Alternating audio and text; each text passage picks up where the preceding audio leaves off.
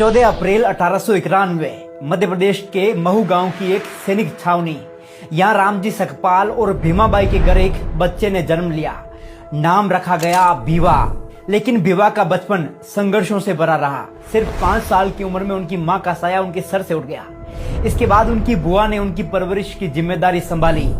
1894 में पिता रामजी सकपाल आर्मी से रिटायर्ड होकर सतारा आ गए। यहाँ भीवा को प्रताप सिंह हाई स्कूल में दाखिला दिला दिया गया। पर स्कूल क्या था, एक मैदान था सामाजिक भेदभाव का। बच्चों से अलग बिठाया जाता, पानी तक नहीं पीने दिया जाता। पर उस बच्चे ने हार नहीं मानी। जातिगत शोषण को सहते हुए 4वीं कक्षा पास कर डाली। 1897 में पिता बॉम्बे चले गए और कुछ साल बाद भीवा को भी बुला लिया गया। अब दाखिला हुआ एल्फिंस्टीन हाई स्कूल में, एक ऐसा स्कूल जहां दाखिला लेने वाले वो पहले अछूत थे। शिक्षकों की उपेक्षा, सामाजिक तिरस्कार, फिर भी 1907 में भीवा ने मैट्रिक्स पास कर डाली। इसी दौरान 1906 में विवाह हुआ रमाबाई से और फिर 1912 में बॉम्बे यूनिवर्सिटी से इकोनॉमिक्स और पॉलिटिकल साइंस में बीए किया, वो भी टॉप रैंक से। ये उपलब्धि देखकर बड़ौदा के महाराजा सयाजीराव गायकवाड़ स्तब्ध रह गए। वो इतने प्रभावित हुए कि 1913 में बाबा साहिब को एक शर्त पर न्यूयॉर्क के कोलंबिया यूनिवर्सिटी में एमए और पीएचडी करने भेज दिया गया।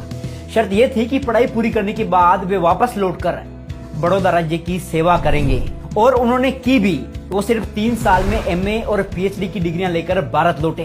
अब वो सिर्फ भीमराव नहीं थे, डॉक्टर भीमराव अंबेडकर बन चुके थे। महाराजा से किए वादे के अनुसार नौकरी की, पर भेदभाव पीछा नहीं छोड़ रहा था। किराए का घर छोड़ने को मजबूर किया गया, ऑफिस में जाति अपमान सहना पड़ा और अंततः उन्होंने नौकरी छोड़ दी। लेकिन अब उनकी नजर शिक्षा और न्याय की क्रांति पर थी। लंदन गए, जहां उन्होंने लंदन स्कूल ऑफ इकोनॉमिक्स से पीएचडी, बीएससी और बैरिस्टरेट लॉ की डिग्रियां प्राप्त की। फिर भारत लौटकर उतर पड़े जातिवाद के रंग में रंगे भारत को बेरंग करने। बाबा साहिब ने महिलाओं, दलितों, आदिवासियों और पिछड़े वर्गों के अधिकारों के लिए संघर्ष की मशाल जलाई।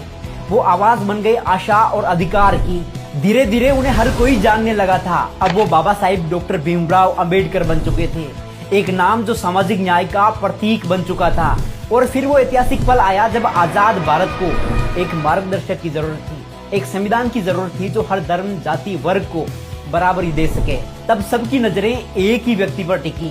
बाबा साहिब को भारत का संविधान निर्माता नियुक्त किया गया। उन्होंने ये जिम्मेदारी दिल से निभाई।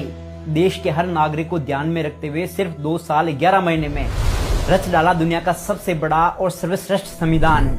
आज वो सिर्फ इतिहास का हिस्सा नहीं है, वो प्रेरणा है, विचार है, क्रांति की आवाज है। ऐसी महान शख्सियत, champion of social justice, Bharat Ratna Baba Sahib doctor Ambedkar को शत शत नमन। जय भीम।